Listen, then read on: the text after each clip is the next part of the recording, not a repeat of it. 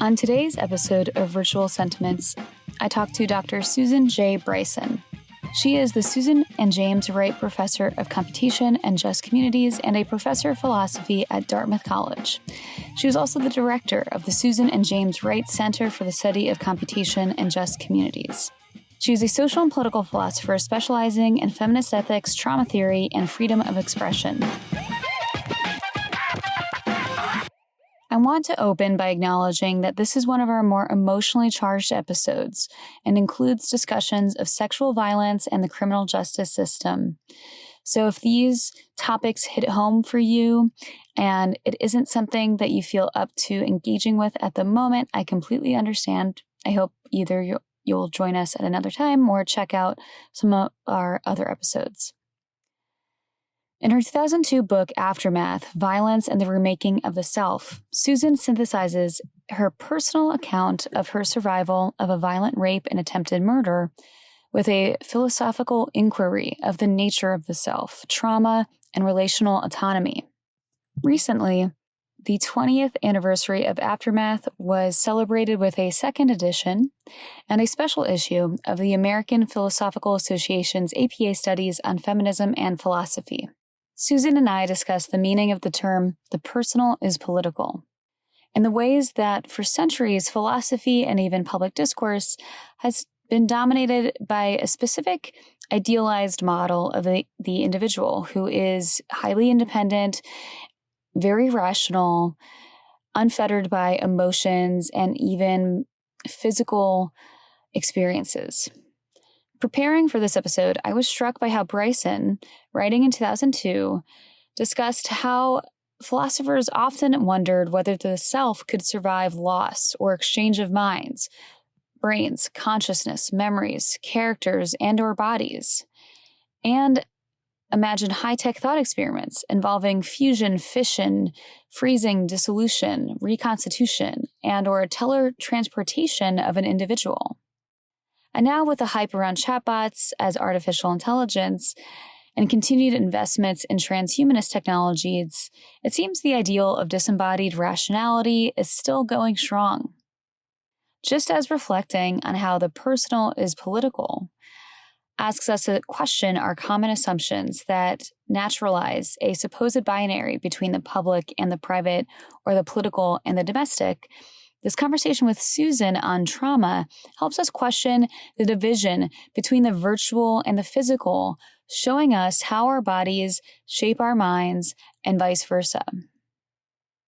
This is a heavy episode, but I think it's worth it. And for me personally, I find that it can be helpful to talk about and collectively process the kinds of experiences that Susan and I discuss. I'm so grateful to her for joining us, and I hope you appreciate this conversation with her as much as I did.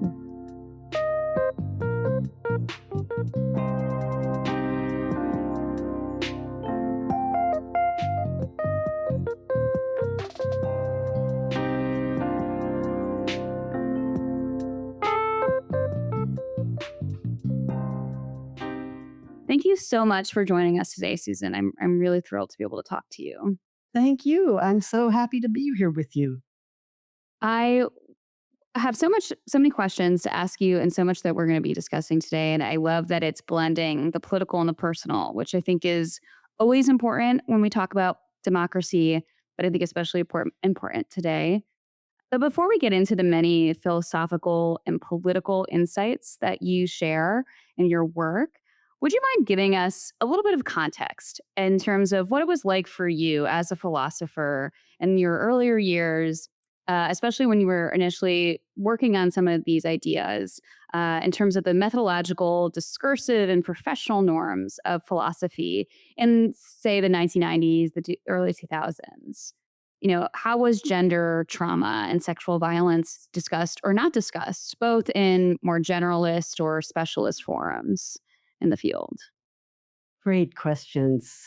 So I was assaulted in 1990, and I first spoke out about it about 9 months after that at a Take Back the Night rally in Princeton, where I was living at the time.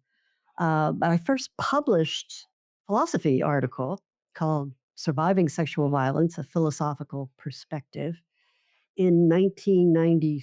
3. And writing about rape as a philosopher, especially incorporating some first person narrative into the writing, was really taboo. I mean, it was quite transgressive. And although there was from the beginning uptake from feminist philosophers, all of my senior colleagues at Dartmouth, where I didn't yet have tenure, said, don't write about rape again if you want to get tenure. And I I really felt like this was important. I did continue to write about other things. I wrote about free speech and didn't use any first person narratives. And so I had enough to get tenure, but I risked that by continuing to work on this book, Aftermath. And I'm glad that I did. And things have changed a lot. I mean, since that time, there have been several anthologies of philosophical writing about rape. Uh, 3 weeks ago, I was in France at international conference on philosophical approaches to rape. I mean, this things have changed a lot, and I'm pleased about that. But at the time, it was really frowned upon, especially in philosophy. I think there was more acceptance of these sorts of issues in, feminist publications like on Signs or Women's Review of Books or things like that, but not so much in philosophy. And why do you think that was? Was that partly because of its history as a male dominated profession, or was it partly because of specifically the sort of dominance of analytic philosophy and a particular view of logic and rationality as distinct from passions or narrative? Yes, I think it was all of those things. There weren't that many women in philosophy. When I arrived at Dartmouth, there had been no women in the philosophy department. Now we're roughly half women. And so, just as, even earlier in the early 70s, abortion wasn't an issue. Even later than the 90s, childcare wasn't an issue. These things became philosophically important topics to write about when there were more women in philosophy who were concerned about these issues and made them salient in philosophy because they were so central to our lives. And in addition, philosophy, I think, unlike literature departments and other humanities departments, and unlike sociology, anthropology, philosophy has prided itself on reason. And there's still, I think, among many analytic philosophers, this view that we all think as pure disembodied minds. And it doesn't matter what bodies we happen to be in at the time, or what historical period we're in, or what race or gender or ethnic origin or class we are, that these things are irrelevant because we just think with pure reason. And I think that myth is still prevalent among a lot of analytic philosophers. So they don't think that there's really anything particularly interesting about talking about gender or race or sexuality. Uh, but we definitely we're moving beyond that. I don't think we're all the way there yet, but we've certainly made a lot of progress, in the last 35 years or so. Yeah, and your book and your work has been a big part of that. And so, I love that we're going to be able to kind of really showcase it too. So I wanted to kind of start then with the idea of, I think most people, if they aren't even in philosophy or in academia, they may have heard of the sort of feminist imperative that the personal is political. And so I think that ties into what we're talking about here. And what does that mean to you? Why are the personal and political often treated so dichotomously, not just in philosophy, but in ordinary conversation? And again, so then what does it mean for us to say that the personal is political? Mm. I think it's in part because the personal has been associated with private life, and private life has been associated with women who take care of the family and who are in charge of the household. I mean, traditionally, whereas the political has been viewed as what is public. governance and systems of justice. And that's been historically, a male dominated sector. And so it also connects up with what we were just talking about why some subjects weren't considered properly philosophical. That in the history of philosophy, you really see these dualisms between, man and woman, public, private, you know, political, personal, reason, emotion, mind, body. And I think that's I think that's a big part of it. Yeah.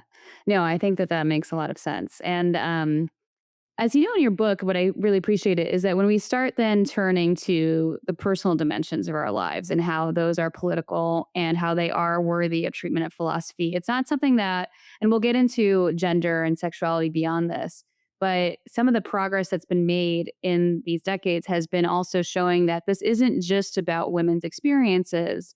It's also things like the trauma of soldiers in the Nancy Sherman's idea of moral injury, and that idea that, right now we're also in a moment where people are talking about masculinity a lot. And what does our scripts of masculinity and social norms around masculinity say about this moment?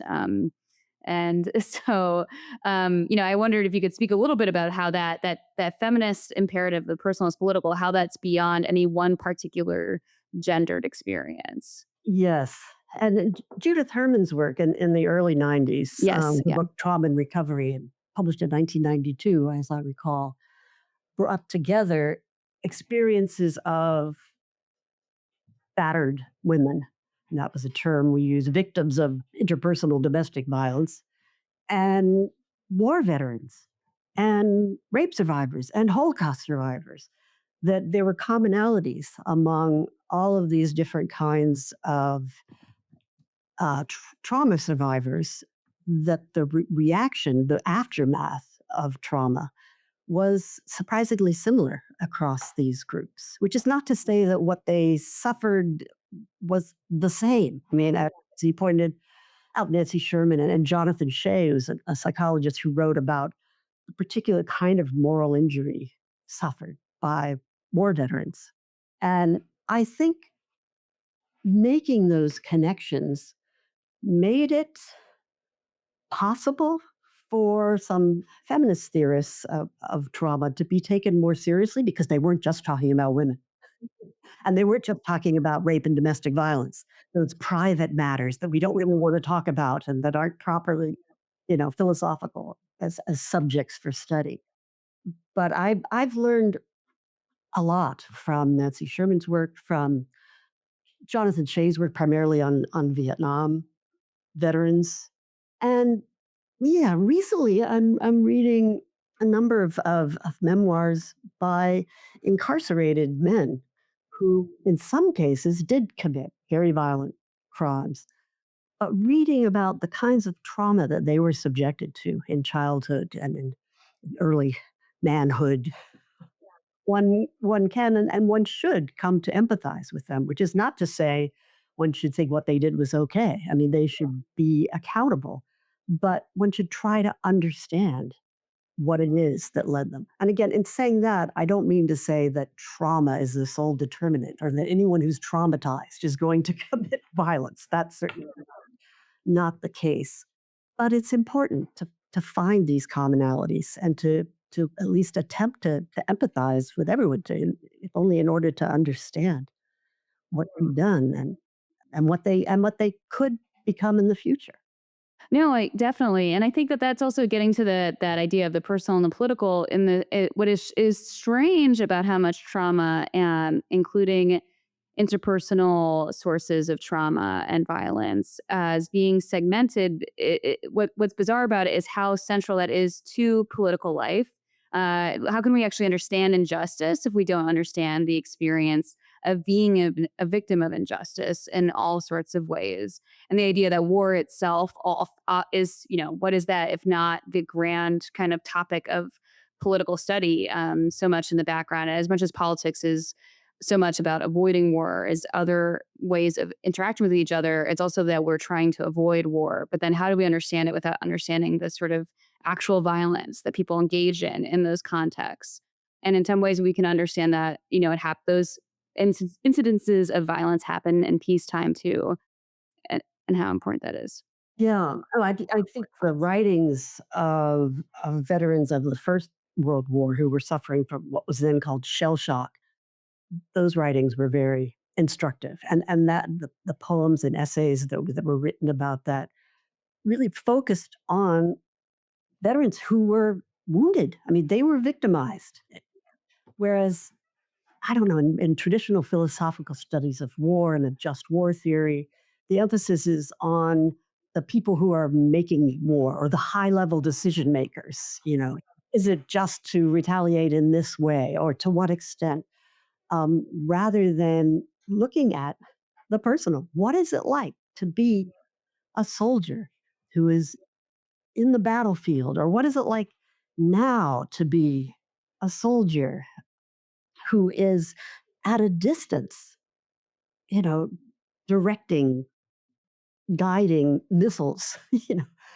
What is the effect on the individual? I mean, the perpetrator, if you like, not just on the victims at the other end. Yeah, yeah. No, for sure. And the idea that injustice is something that can be harmful to everyone, and it's a relational experience. I mean, we'll get into relational autonomy, but to understand, I actually, just as an aside, I've always been very struck by, so back in grad school, I was with there's a veteran, he was in the military, and he was a part of like a military program for doing the PhD, and was going to teach in an academy after. And we had a class, as comparative politics class, and it was heavily on war and peace, like in peacekeeping. And so we were talking about war very intellectually most of the time.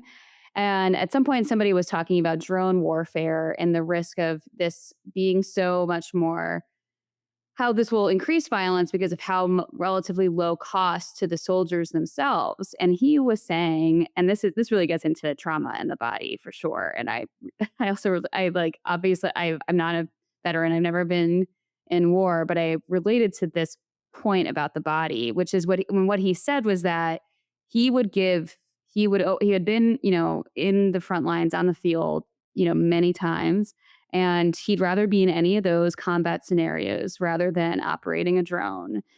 Because in those scenarios, he was under threat. Like, for him to be killing was something he had to do to survive. And his body, and it was also, it was a bodily experience. It's an embodied, like, your body is also, obviously, this is partly what makes trauma so hard to heal from. It's something your body absorbs, and then it kind of prevents you in some ways from processing what's going on to emotionally in order to survive. And then you kind of later, PTSD is the result of that to some degree, and other dynamics. And you'd probably know more than me on some of these things, but then contrasting that to the experience of being a drone operator and being totally safe in an office essentially, and observing a person, like a single individual, seeing their daily life, seeing them as a human being, and from your seat in safety, however many miles away, murdering them with no threat to your own well-being. And that was, a level of trauma for him, it doesn't, because it takes out that embodied experience, was actually also consciously like, I am complicit in something that I have no real justification personally for having done to some degree. Yes. Now, I was thinking of drone warfare, and some years ago, I read an article in the New York Times about drone operators who were actually somewhere in some command station in upstate New York watching, targets, people in Iraq or Afghanistan they were going to attack, right? And then, doing this 9 to 5 and then going home and having a barbecue with one's family and drinking beer with one's friends. I mean, these people had PTSD already, but how alienating to be living in those two different worlds. Just So, yes, this reminds me of that film Zone of Interest, which I haven't seen yet. But what's so startling about it is the perfectly normal, everyday lives of the perpetrators in the death camps at Auschwitz who were, worrying about their gardens and playing with their kids and just nearby, I mean, very close by, people were being killed. I heard there was one scene where somebody is swimming in a river with his children, one of these SS officers, uh, happened to reach down and felt some bones and realized, "Oh, this is where they're dumping the ashes," and immediately got out of the river with the children, and, I mean, I think they were more concerned about whether they were contaminated, but that it was very rarely did something like that happen to bring home the import and the evil of what these people were doing. Yeah, yeah, yeah. No, that's a great analog and shows how much talking about these issues, these seemingly personal and unique experience offers us insights across so many various domains and events of life and history. So, I want to get going a little bit more into your book, specifically Aftermath. And it's on theme to what we're talking about here, but I was particularly moved by your preface in the first edition and how you started with how hard it was to start writing about your experience of rape and surviving attempted murder, and how you were so used to relying on philosophy as a way of making sense of the world. So, if you don't mind, I'll just quote your own words to you. That as a philosopher, I was used to taking something apparently obvious and familiar, the nature of time, say, or the relation between words and things, and making it into something quite puzzling and strange. But now, when I was confronted with the utterly strange and paradoxical, philosophy was of no use, making me feel at home in the world. And so I thought this really spoke to this major theme in your work that trauma undoes and provokes a reconstruction of the self. So I wonder if you could just speak a little bit more on that and that disjuncture. Yeah, it's interesting thinking back on that passage. I have to revise my opinion somewhat. Clearly, I'd stayed in philosophy. The fact that I was and am a philosopher, I think, did contribute to my coming to terms with what happened. Certainly, the kind of academic philosophy that I was doing at the time that didn't take into account, you know, trauma, and the attitude of some philosophers, some colleagues, which was this was an unfortunate, interruption in my philosophical career. And I think I mentioned somewhere that a really kindly senior colleague said after I published that first article, I'm sure it was very therapeutic for you to write that, but now you can go back to doing philosophy. So it's this view that what I was so obsessed with thinking about was not considered philosophical. That was disturbing, but also, um, yeah, I actually read more during that time, trauma survivors' memoirs, sociology, psychology, anthropology. Um, that was more helpful in a way to coming to terms with what I was dealing with, which was that something really fundamentally didn't make sense. That something happened that was so like earth shattering and self shattering that it wasn't clear how I could carry on. If you're just walking down a road in the morning and everything's fine, and then, next thing you know, somebody is trying to kill you and you're fighting for your life. And this is someone you had just said hello to on the road. It's very difficult to figure out, okay, well, how do I go on with life in such a way that something like that will never happen again? When I couldn't say, well, if only I hadn't gone for a walk in the morning, or if only I hadn't, and especially reading a lot about gendered violence. I mean, there is no place on earth where a woman is ultimately totally safe from gendered violence. That it really it caused me to forced me to rethink a lot of my assumptions about the predictability of of life and my safety or lack of it in my environment. And I think ultimately it was helpful to think philosophically about these issues. But initially, I didn't really see how that was going to be possible, especially given the constraints of the discipline at the time. We don't talk about personal things. you know, that's not philosophical. Yeah, yeah, yeah. Well, and another way of looking at it in terms of how that line, how you react to that line now is that in the years since you first were working on these issues, you first experienced the rape and attempted murder, eh, is that you've also, you and other people have helped shaped philosophy into a place where you could feel at home with these issues, you know? But at the time, there was this, and it actually is, I mean, it really is that sort of ancient Greek notion of aporia, right? The sort of puzzlement that you start the book off, but the puzzlement here is the silence around the personal, around trauma and violence, even when you're supposed to be thinking about politics. And how is that not a part of all that? So I wanted to kind of dive into that and build us toward thinking about relational autonomy too. And so what does trauma do to a person in terms of it being a severing of trust in the world? You've spoke a little bit about that, about the idea of experiencing. That's the other thing. The experience that you had and you write about is in some ways this sort of paradigmatic, like what people think of when they think of rape, as it's often been portrayed as like a stranger, very violent, but in other ways, very contrary to the stereotypes. It was in a beautiful sunny morning in the French countryside, was in a dark alley. And not to say that any are we don't need to have a competition over traumas by any means, but that is the idea. So you already spoke to this idea that it's shattered the expectations, shattered expectations of what the world was like around you, how much you could feel safe in it, what you could trust, the idea of how you could protect yourself. But yeah, if you could speak a little bit more about that idea of trauma and the way that it shatters a trust in other people and a trust in the self, and how that's part of this need to kind of the need to process this experience as a reconstruction of the self. I mean, I think we come into existence as selves, as persons, only through interacting with other selves. I really like what Annette Beyer wrote about this when she says all of us are second persons.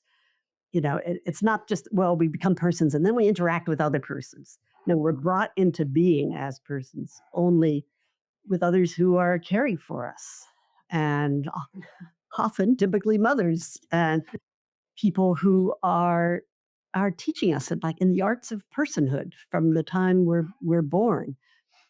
And if you have that view of the self, which is very different from a more traditional liberal view of the self as a self-sufficient individual, who then comes into contact with others and maybe forms contracts with others and interacts with them. It's a very different view that there would be no self there whatsoever without the interactions with other people. The other people come first.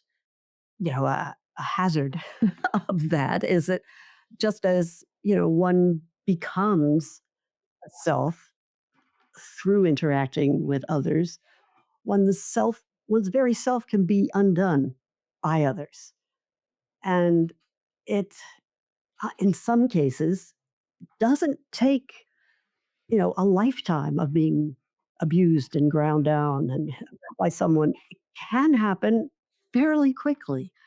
I remember reading about, rape survivors in general, whatever the context, often just felt terrible about themselves, like they were terrible people after having been assaulted. I go, why is that?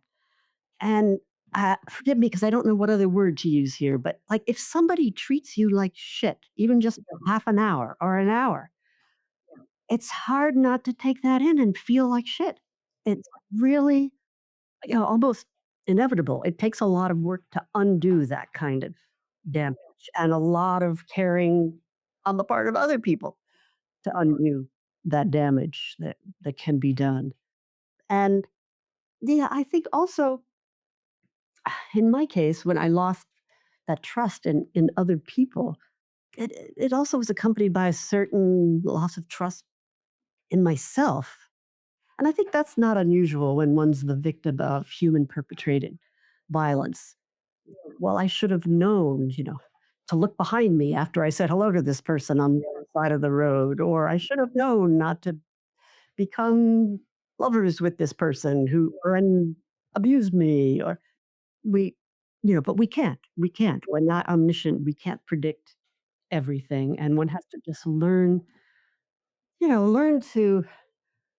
to be in the company of people that you can, you know, that you really think you can trust, and trust your gut about some other people, but also to recognize, no, we're all vulnerable all the time, and that's just a fact of life, and then to figure out ways to live with that, uh, because that's the world we've got.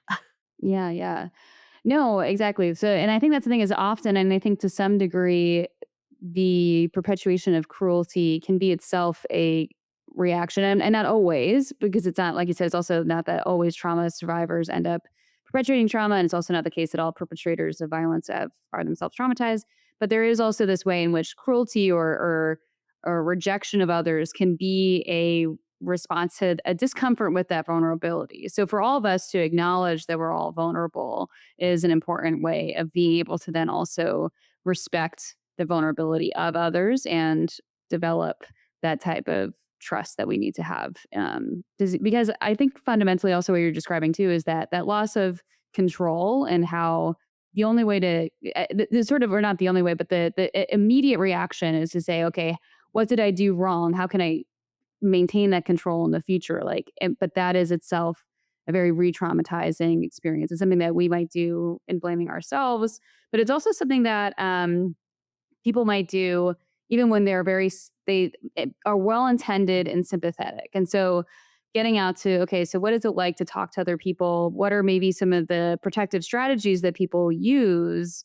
Things like, you talked a little bit about your initial reluctance to talk about your experience to some degree, and some, the extent to which anonymity is can be useful in some degree, but then also the way that, you have to kind of, there is an importance of communicating and reaching out again to people about this. Yeah. I want to backtrack a little bit to what you were saying just a few moments ago about how one reacts to this realization of one's vulnerability. And I think a lot of what we're seeing now in this country and in some other countries is a function of the current norm of masculinity, or one particular norm of masculinity, that one has to be in control all the time. And how does that connect up with what we're seeing as cruelty on the part of many people towards other people, and cruelty on the part of people who actually have a lot of power, a lot of influence, a lot of money? Why are they doing this? What are they getting out of this? And I think it's has something to do with the way men often, certainly not all men, but men who buy into this. Robin Dembroff calls it the real men myth, this myth of masculinity. How do they deal with uh, fear or recognition of vulnerability? And part of it is, I think, showing to other men, so that you don't come across as looking fearful and feminine and emasculated, that you're able to inspire fear in other people.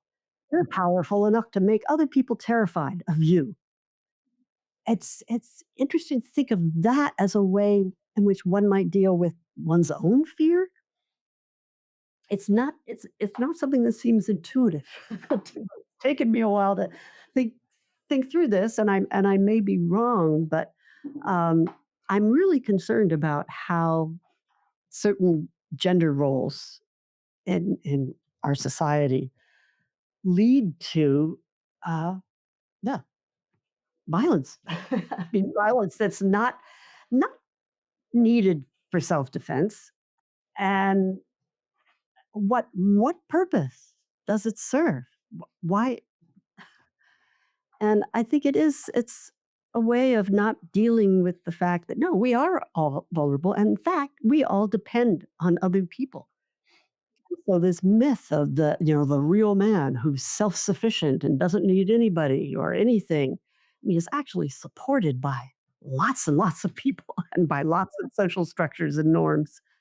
Yeah, but then you raised another point at the end of your question, and I don't want to neglect that, but I'm forgetting what it was. Yeah, no, I have a bad tendency to kind of combine too many things. But yeah, so the other question I had was just thinking about then, like, so the only way to repair and recover from trauma and from that sense of a loss of trust in oneself and others is to, I think, reach out to other people and is to build up and to communicate with other people.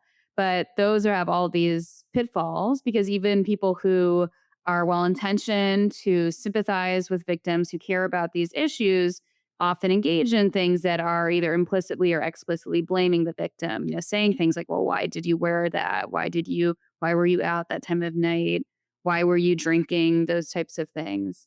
And so that also means that there are strategies that we cope with that we use to cope. And so some of those strategies are maybe, I don't know if I want to use, psychological term, are just worse. Like the idea of, okay, blaming myself, like how do I avoid this? And also saying like, there was still, when you blame yourself, it's like, and you talk about this, there is this way in which you're trying to regain that sense of control. Like it was somehow in your control what happened.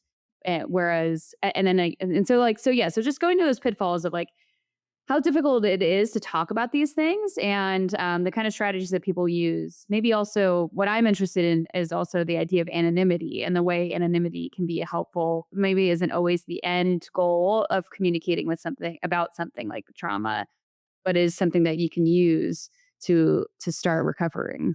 Yes. No, it's so complicated, and I think context is everything. There's no one thing that telling one's story publicly does or can do. And even though I've spoken out at many Take Back the Night marches, I have also talked, one on one with students who survived rape, often ahead of these rallies, and said, you shouldn't feel any pressure to speak out. There's no obligation. I mean, I do it about this rape as I wrote it later pieces. There was an earlier rape that I didn't call rape at the time when I was 20 that I didn't speak of for decades, but it was because it was easy for me.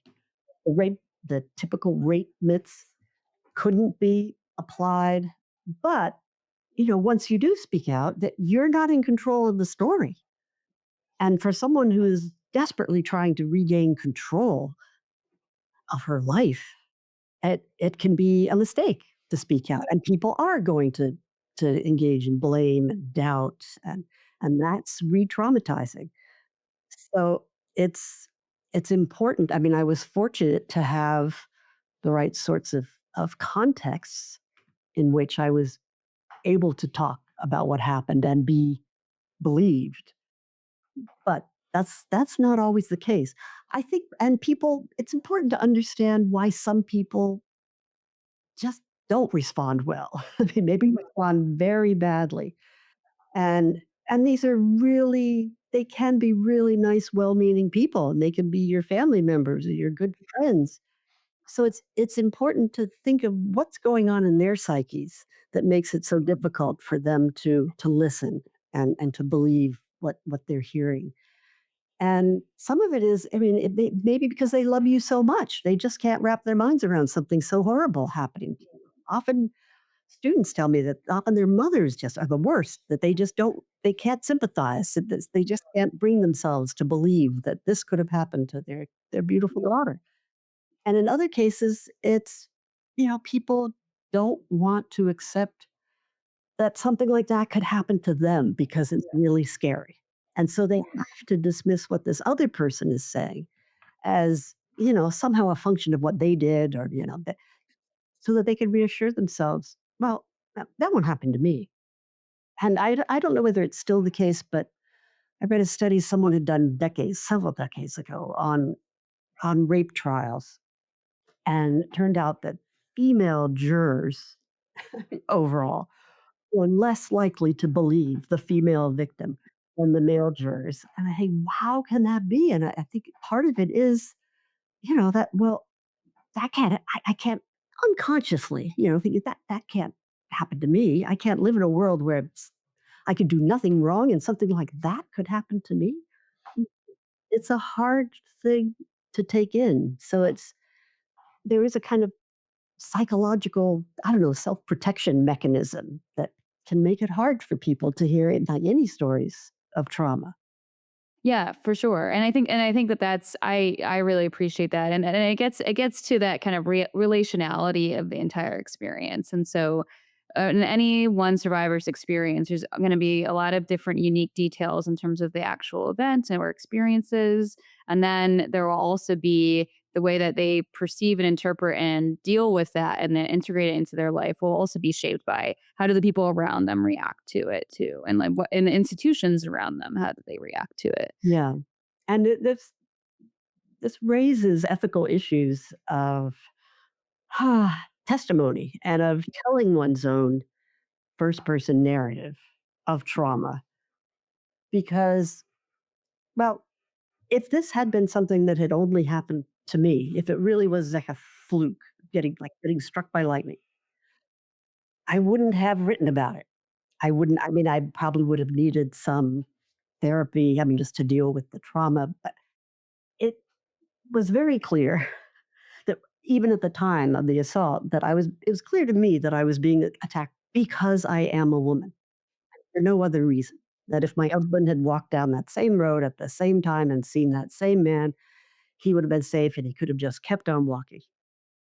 So, and then of course, although I'd already been studying feminist theory and had been interested in issues of violence against women, I learned so much more about how prevalent violence against women is after that experience. And so I felt a need to bear witness to that, not to what this one person did to me on that one occasion.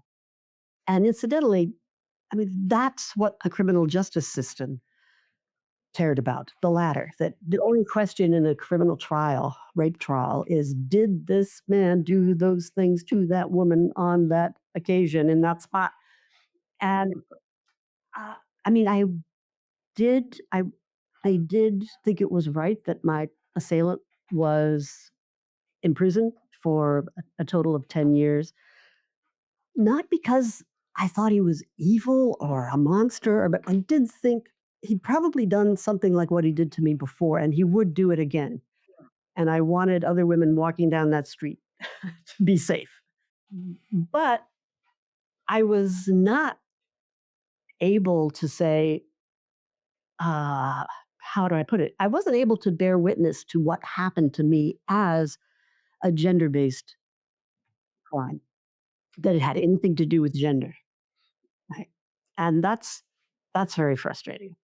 And just to add to that, you've also said in your work too that yeah, I just to emphasize, so much of like and I guess this was in France, so it's slightly different, but so much of our court system has had reforms over the years that are putatively for victims' rights, but are in fact, only very punitive in ways for people who are accused and then convicted of crimes, but also actually can deter and be re-traumatizing for victims themselves. And so I know you've done some work and you're interested in more reparative, restorative approaches to justice and rethinking criminal justice. And so I was wondering if you could speak on that a little bit too, is like how having more of this understanding of these narratives, the different types of experiences, and how the system, the criminal justice system, can be re-traumatizing for victims is also like a starting point for that whole other political conversation too. Yeah, the criminal justice system, especially in the US, I think it is generally very re-traumatizing for victims, and there are lots of other problems with it as well. But many women rape survivors who go through this say this was the second rape, and it was worse than the first rape.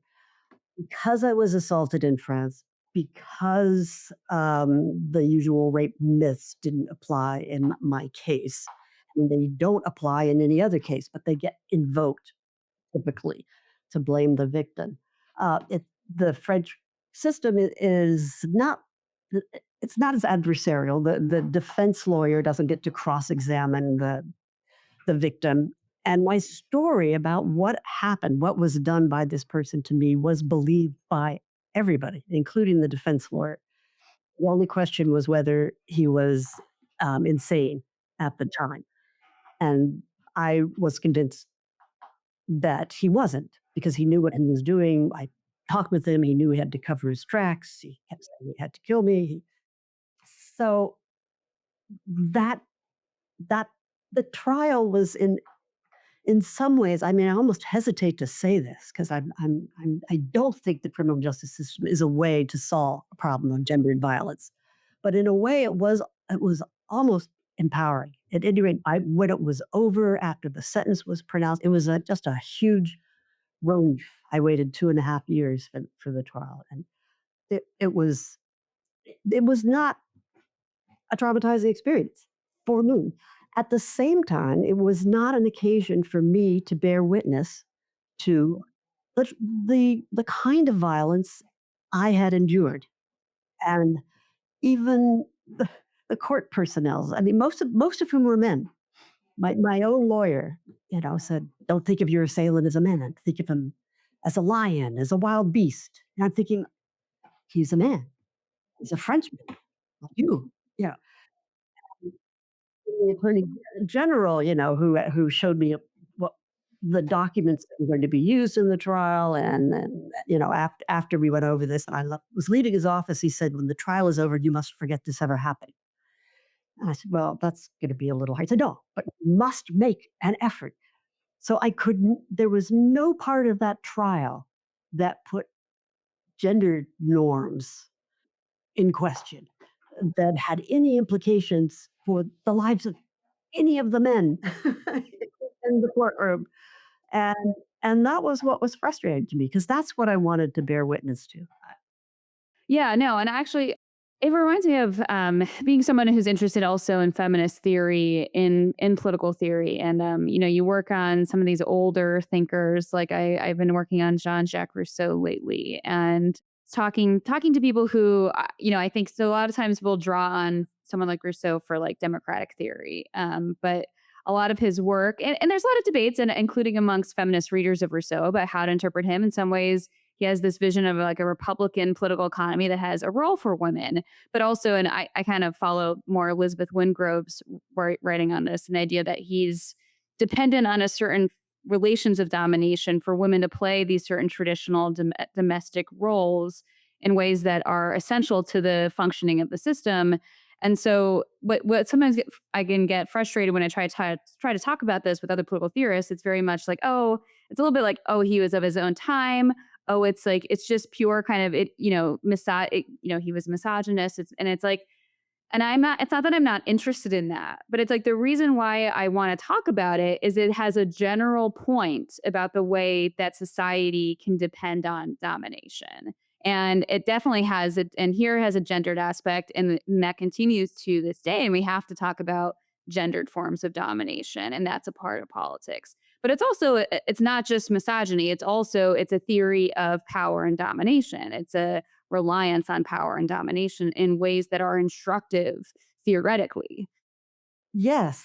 I don't know if you're familiar with the work of feminist philosopher Laurie Watson, but she works on domination, writes a lot about Catherine McKinnon. She's a real fan of Rousseau Yeah. precisely for that reason. So I wanted to kind of also, we have so much we can talk about, and we've covered a lot already. But I wanted to talk specifically about then you were talking about how the system didn't allow you, the criminal system, as much as it was relatively empowering for you in France. It didn't allow you to bear witness to the gender dynamic of the violence. And so I wanted to ask more about the specific role of narrative then. So whether a narrative is accomplished through journaling or through public discussion, what is it about narrative that helps with recovery, and that idea of bearing witness to one's own experience? Yeah, again, that's very context dependent. I think initially after an assault, at least in my case, being able to talk about what had happened, being actually forced to talk about what had happened in giving my deposition to the police and from my hospital bed, it actually helped me regain some sense of control over what happened. I was the one who was in charge of telling this story, deciding what to say, what not to say.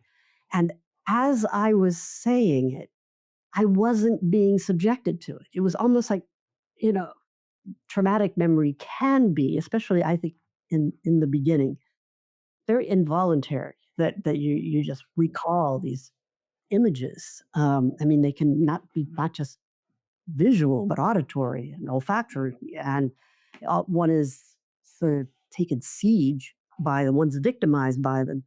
But if one instead is talking to someone, especially who's listening and is interested and is writing down your story, like this police officer was, it's flipped things. I was the subject. I was the one telling this story. I wasn't just the passive object who was having things done to her. So I remember the police officer apologizing, saying, "I'm so sorry to make you, think about all this horrible." It's like, no, this is helpful. This is really helpful. It's much better than lying here by myself, barrage of, traumatic images in my head. But I think it's not often the response of a survivor to, telling your story to someone else isn't typically like that. I mean, many people won't believe you, and it just can be awful, or people will belittle what happened, or so it depends on the context. And in my case, I was very much helped by individual therapy. Although it took a while to find a therapist who was familiar enough with trauma to know how to help me.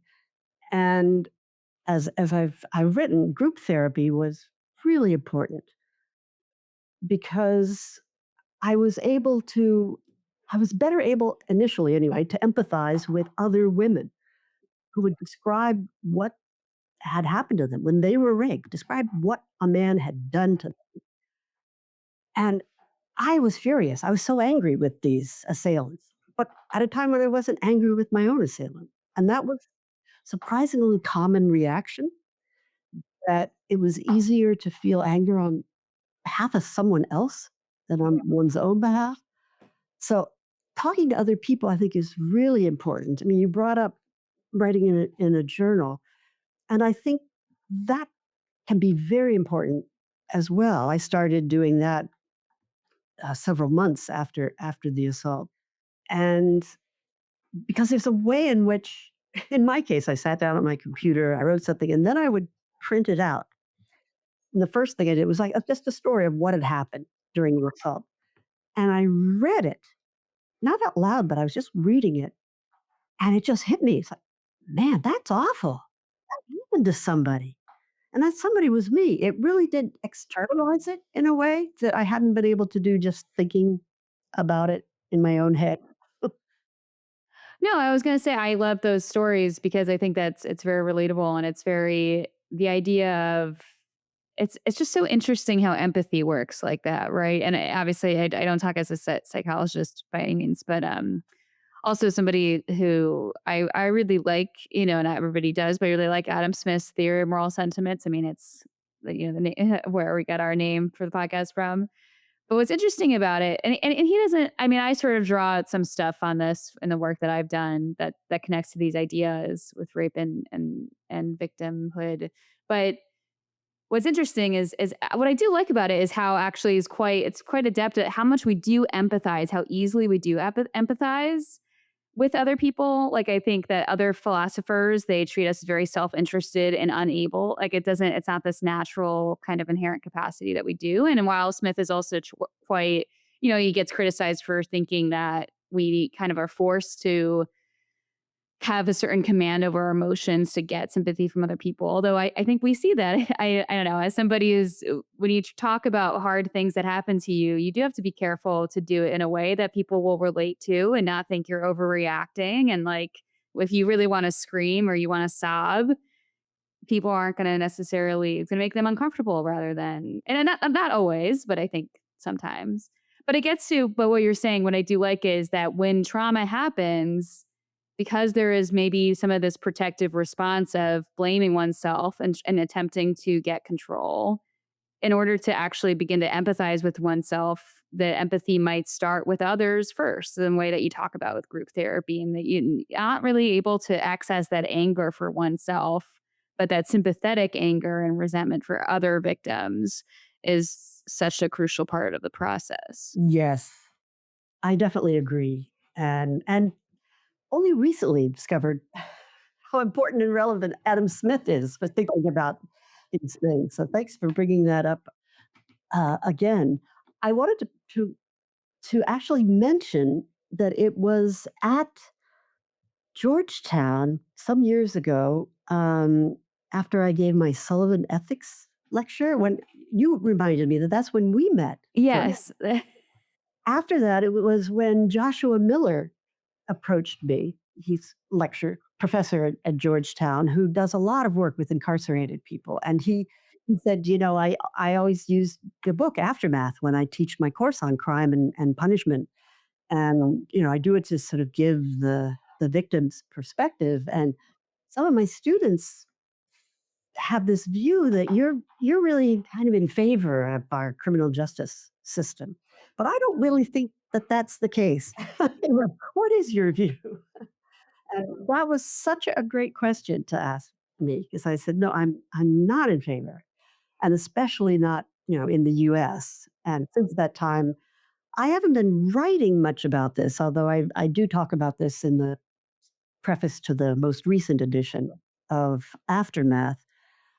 But I've never thought, that victims' rights are at odds with defendants' rights. I've never thought that just locking people up, you know, for the longer and longer times is a solution to anything. And I've never been interested in retribution.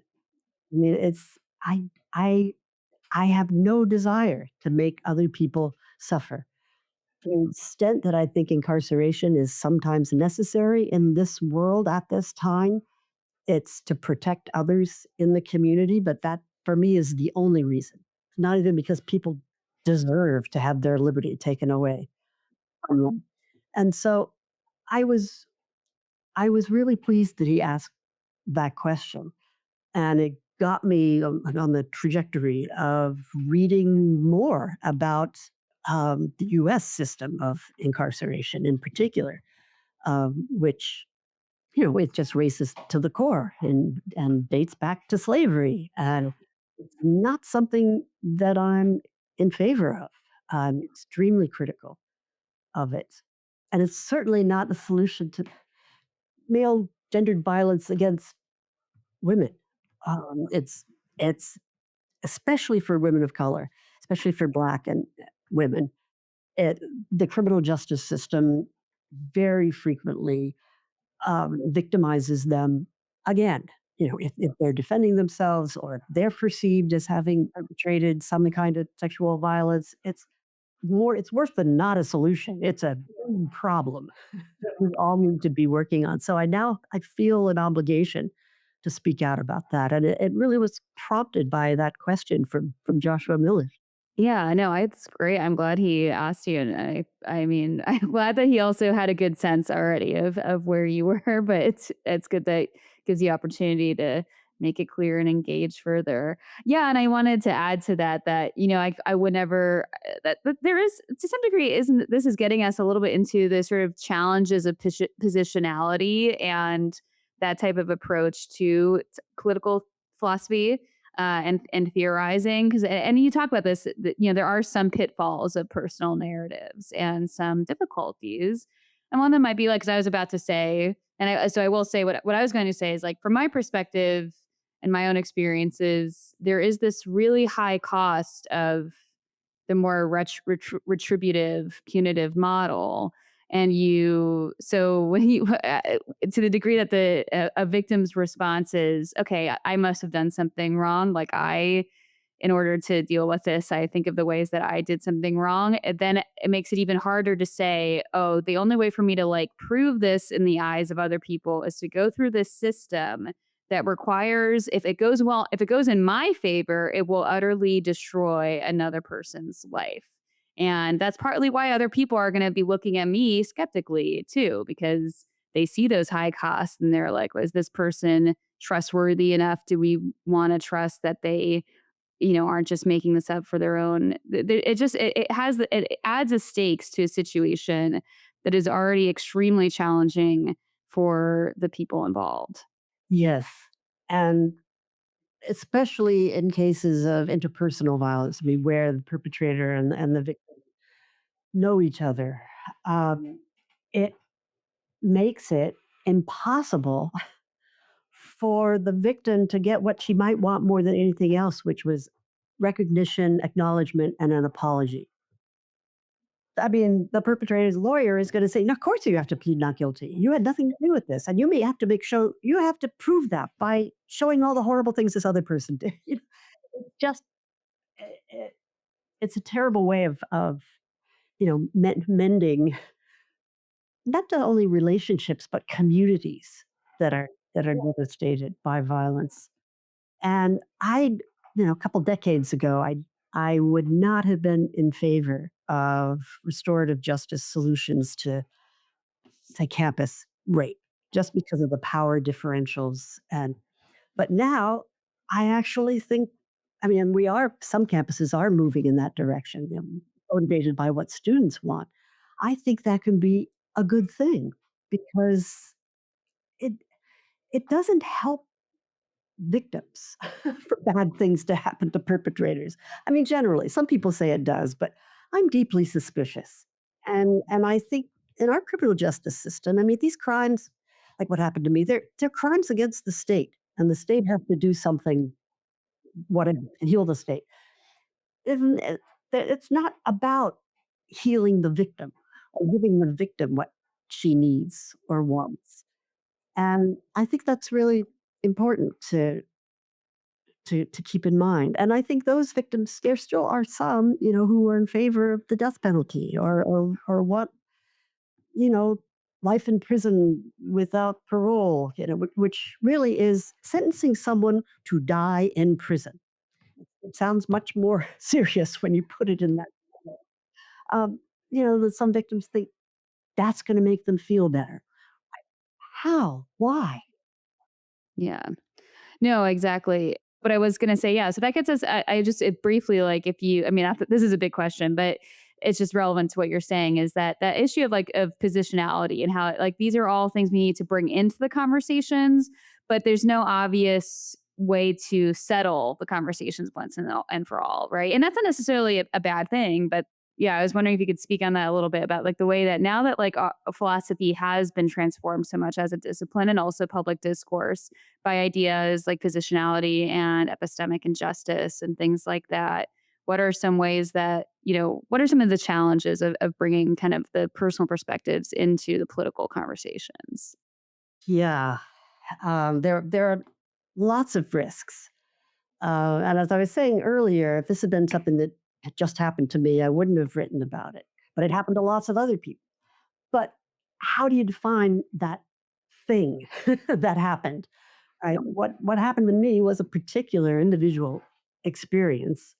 I mean, I can only articulate it by using terms that classify it as things that have happened to other people as well, and by classifying myself in certain ways. But I'm not. I haven't been authorized to speak on behalf of all rape victims. My experience is not universal. I mean, I need to be very careful about not, extrapolating from my situation to everyone else and then projecting onto other victims, my responses to the assault. At the same time, I think it's really important I My goal is that in telling my story, I make it easier for others to tell theirs. So I'm not speaking for other people, but speaking with them and making it easier for them to speak. Ideally, right? But sometimes it can make it harder. And sometimes our narratives can be used for ends, of which we don't approve. Linda Alcoff writes beautifully about this in Rape and Resistant, about the ways in which victim narratives can be co-opted by the state. And it's it is something that the I don't I don't think that should silence victims. I think that should give victims an opportunity, if not an obligation, to say, not in my name, you know, don't use my victimization for your nefarious political ends that I don't agree with. Right. So that's a risk as well. But I don't think the solution is just for everybody to stay silent. Yeah, for sure, for sure. And that gets to the relational autonomy concept. And we talked about this already a little bit, but I wondered if just because we have such a wide variety of listeners who might be from different disciplines, and I think relational autonomy is a really useful concept. Like you said, it's distinct from a very particular kind of liberal vision of the self of the individual as very more atomistic and distinct and separated. And sometimes this is useful for liberal thinkers as like an analytical concept that type of model, the individual. But I think relational autonomy, even also both normatively and analytically, gives us a lot more to work with when we're talking about politics. So it's not just like that I like it because I like the normative aspects of it, but I think there's actually something that we gain analytically from it. So I guess I was wondering if you could kind of, and you can, it's okay, not that you have to, it's okay to be in like professorial mode of, what is relational autonomy? How should we understand this? And Yeah. Well, I think traditionally, um, it's a certain liberal tradition. Autonomy is, when you think of it in terms of the inner citadel, it's this being protected from intrusions from other people, like, especially from the state, right? The individual has this realm of negative liberty that the state cannot violate. And I mean, that can be a useful notion, but that isn't the only thing we need in order to be self-governing, in order to be autonomous in this full sense. We actually need other people and are dependent on them for providing us with all kinds of things. And if if the state, for example, isn't doing what it might be able to do to protect people from interpersonal violence or to ensure that they're housed and fed and have education and medical care, then it's going to be difficult for them to be fully autonomous on any definition of autonomy, right? But I think, and it's partly because of our history and because of the nature of our Bill of Rights in the US, it specifies this realm of negative freedoms, freedom from the state, that I think many of us don't fully take into account the way in which we are dependent on others in order to be free, in order to be autonomous, in order to live self governing lives. So that's in a nutshell what I think relational autonomy is. yes, no, that's excellent. And I think very helpful. And I think especially important right now in the political moment that we're in where there is this it's fascinating to me. And I guess I don't know, I hesitate, you don't have to respond if you don't want to, but because it's such a live I just can't help but ask this. And by the time we release this, it'll probably be July. So we don't know what will happen. But right now, I was thinking a lot about the ICE raids in LA and, the state. It's interesting because I've also seen people talking about So something that ICE does is they do knock. Now I'm forgetting the exact term, but they don't have warrants. They don't have judicial warrants, and some of that is somewhat found in court laws, like court decisions, that that's constitutionally okay, that they can do a knock and talk or something like that, where it's like the idea that, but there's also ways in which what they're doing has also been found to be in violation of the Fourth Amendment, and because of that private, because it's like you're taking people out of their homes without a warrant, without due process. And so there's this weird thing right now. It's not really weird, but it's like the private, I don't know. Sorry, I really am like kind of talking through this. The private really is political, right? I mean, the private, like, we, to the degree that the state is now violating the ability of an immigrant to live at home. And because, again, to be clear, it's not always, these people, this also people can always say, it gets to the due process thing. Even if somebody is here and did not meet all the legal and bureaucratic requirements, they still deserve due process. And so they still deserve to be able to be in their home safe and not threatened with what they're being threatened with. At least, and if I'm not a lawyer, I'm not a lawyer. I'm going to say at least ethically, and it seems like there's a constitutional framework for saying this as a political theorist. And so that is now being violated. And so the way that we deal with this is that people have to, and people are doing, not just the protests in LA, but other communities through other legal actions, are coming together to help their neighbors. They're coming together to resist these raids. And so the private, the social, the communal, the relationships that people have with each other is actually like the sphere where not just democracy, but liberal constitutional protections are living today. Yes. No, that's exactly right.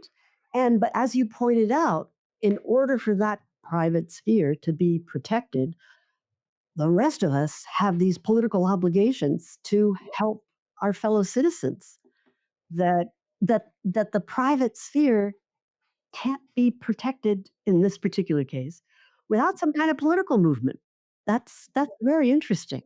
Yeah, it's not just like the negative liberty as a natural and something that is free from interference. It is something that's constructed through political and legal norms and regulations.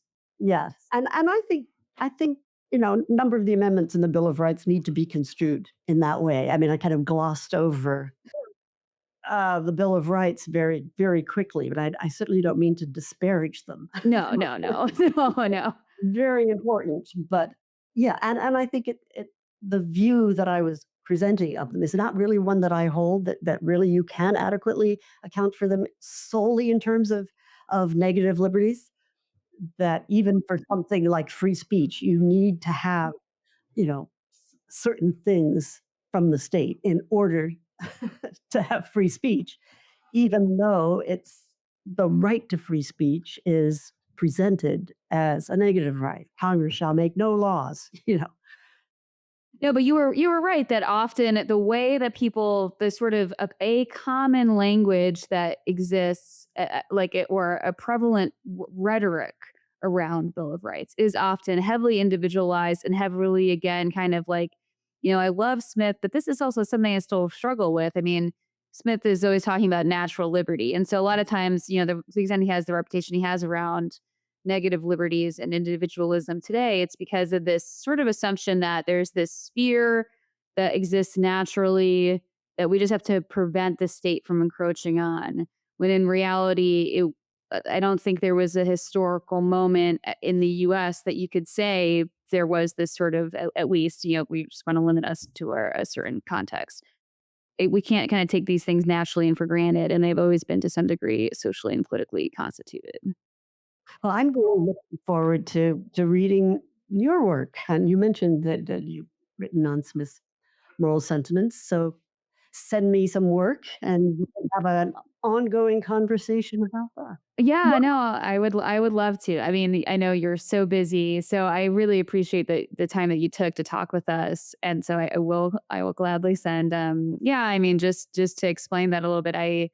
It's work on what he has to say about inequality and sympathy. And as a part of that, the idea that he's really his reputation to some degree is he and other liberal thinkers being very sanguine about the way that we misperceive and judge each other and observe each other. And I use him to show that he's actually quite sympathetic to how poorly we judge each other and how much we give each other unjust reproach and censure and including and so I connect all that and it is he has an interesting very brief passing mentions of sexual violence and rape that he compares to the way people talk about someone who breaks a promise that they made under duress.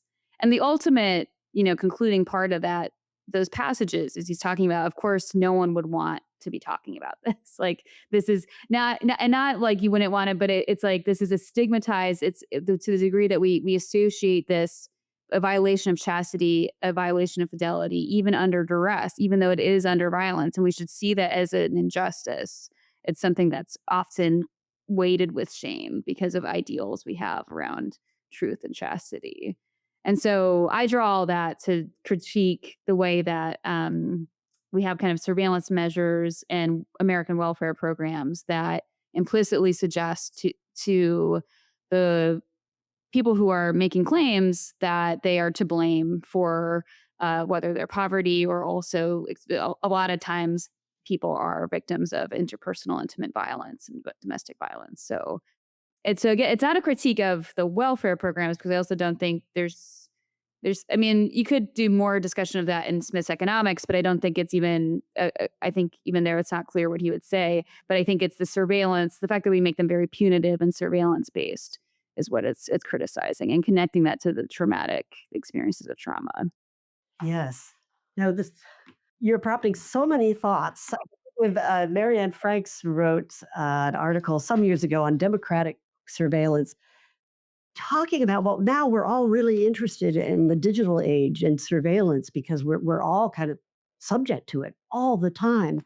But in fact, many people have always been under surveillance by the state. Homeless people, people on welfare, people who are institutionalized. People, it's this is not a new thing in our society. It's just some people who haven't been subject to it round the clock are now concerned because it's affecting them as well. So, yeah, that's a really interesting subject.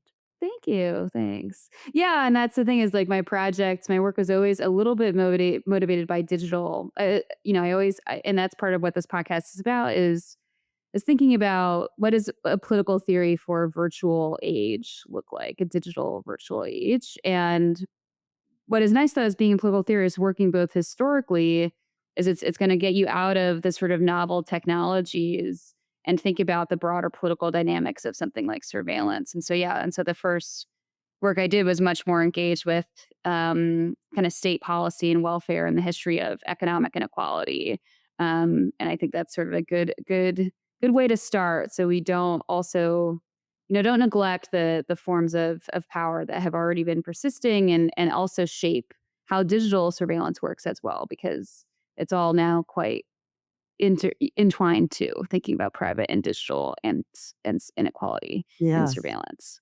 Well, that's terrific, and I look forward to more conversations with you about it. Me too. Me too. Well, thank you for listening to this spiel about it. But I appreciate Marianne Frank's work. That's a great reference too. And so I think, you've been so generous with your time. Is there anything that we didn't get a chance to talk about today that you'd like to share? I know we did have some topics, but I think we did a good job covering what I was interested in covering. I think we did, but you're an excellent interviewer, and I really enjoyed the conversation.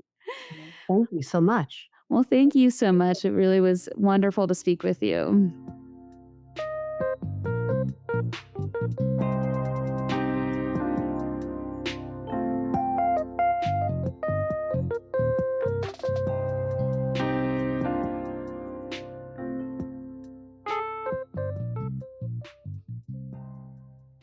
There's a few insights that I wanted to recap before we say goodbye.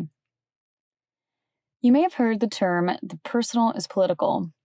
This is a feminist claim that rather than there being a natural division between the public and the private, or political life and the domestic sphere, how we define what is intimate and personal and the kind of norms and expectations that shape our personal lives are themselves products of politics and power.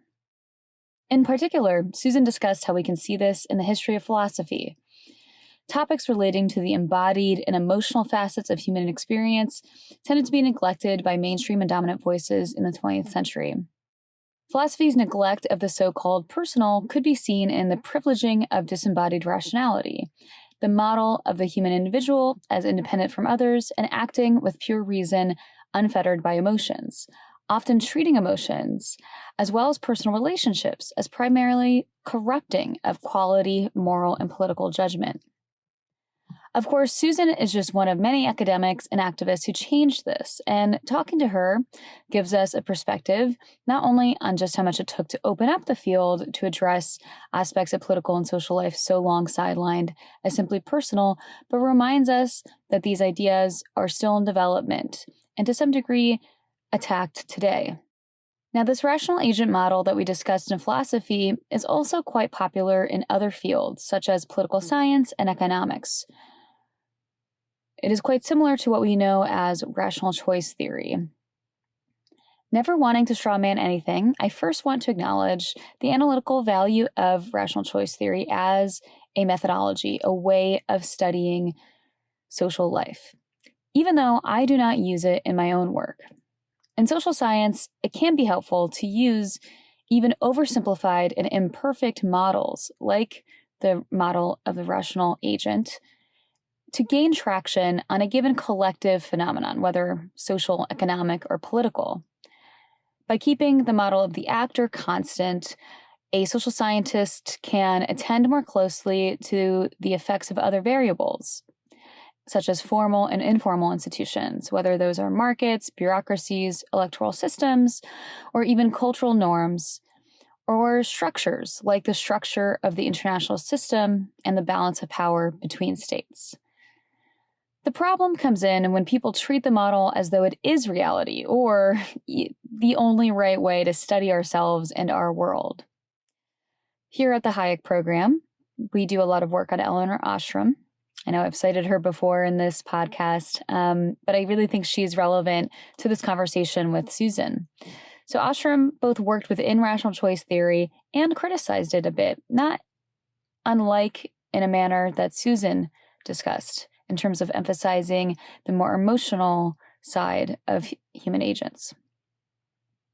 In her 1997 presidential address to the American Political Science Association, Ostrom defended what she called a behavioral theory of collective action, based on models of the individual that were updated with empirical evidence about how individuals made decisions in social dilemma situations, which she also called second-generation models of rationality. Ostrom emphasized that people were boundedly rational, acting without complete information, and as a result had to rely on things like heuristics, rules, and even social norms to navigate instances of potential cooperation. She also emphasized norms of reciprocity, or strategies that individuals learn over time and use to assess other people. That we learn norms of reciprocity means we also come to value other social features like the development of reputation and the development of trust in others, and showing a reputation of trustworthiness in order to encourage further cooperation. Keeping in mind Ostrom's discussions of reciprocity and trust, I wanted to reflect on how Brison's insights about traumatic sexual violence might amend Ostrom's second behavioral model of rationality further. A traumatic sexual assault, like rape, is a major loss of control and a breach of our expectations regarding reciprocity and trust. And it leads to a loss of trust, often for the victim in herself and in others, and in the world around her. One common, though not universal, response is self-blaming, where the victim attempts to regain a sense of control by considering what happened their own fault, asking what did they do to have deserved what happened to them, and Therefore, what could they do next time to avoid it ever happening again? And this isn't just something that victims might do to cope.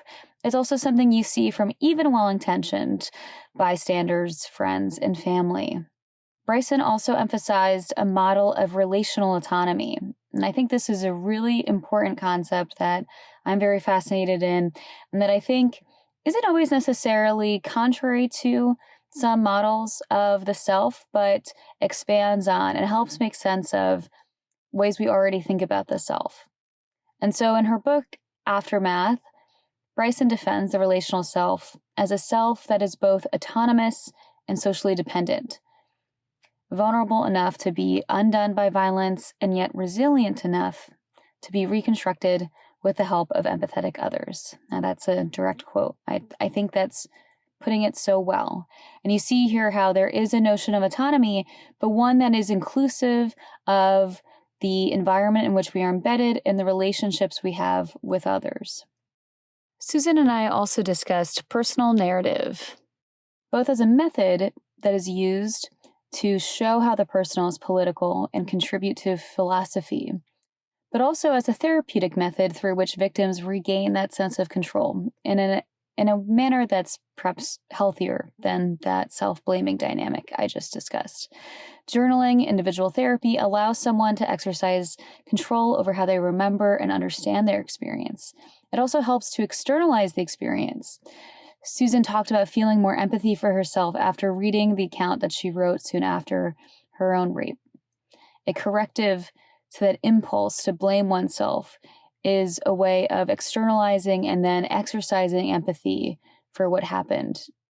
But this is also relating to the duality of this desire for control too, because as soon as someone moves beyond that personal reflection and goes public in telling their story, the story is no longer in their control. Their story can be questioned, criticized, and exploited without their control. And this is why practices of anonymity and pseudonymity can be helpful. And finally, I wanted to emphasize that society doesn't just ignore sexual violence. Instead, it often deals with it counterproductively.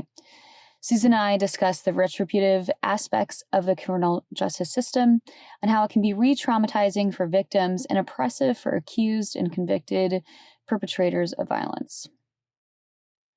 Susan highlighted how this is disproportionately so for Black women and Black people. The adversarial nature of the system subjects victims to a further loss of control and feeds into those tendencies toward the questioning of the self and the loss of trust in the self and in others. A retributive and punitive emphasis in criminal justice means that the system doesn't actually help the victims repair themselves and their communities after these experiences. As Susan said, citing philosopher Linda Martin Alcoff's work, the problem of the horror of sexual violence is often used as a cudgel to justify horrific oppressive policies. And as a result, this gives victims an opportunity, if not an obligation, to say, "Not in my name." This conversation fits in really nicely with our discussion on Diva Woodley on the politics of care, abolition democracy, and Black Lives Matter. So if you haven't listened to that one yet, I highly recommend it. Finally, I want to conclude by thinking about how the insights that Susan shared with us might also apply to digital and virtual forms of harassment, such as abusive imagery. I think that being online is still a highly embodied experience. Non-consensual pornography, including deepfake videos, which we discussed the last season in a conversation with journalist Samantha Cole, can be similarly traumatic for individuals, giving them a sense of a loss of control, breaking their sense of trust in themselves and in others and in the world. While no two cases of harassment and assault or abuse are going to be the same, whether they are both physical or both digital, I think it's important for us to think about how even the virtual or the online isn't free from the embodied emotional, physical aspects of our relationship to ourselves and to each other that Susan and I talked about. As Sam and I talked about in that episode last season, there is no easy, clean break between the virtual and real life. Now, I know this was a bit of a heavy episode, but I do think sometimes, even for those who've experienced things like this personally, it really helps to allow ourselves to think about it, reflect together with empathy, and process those emotions.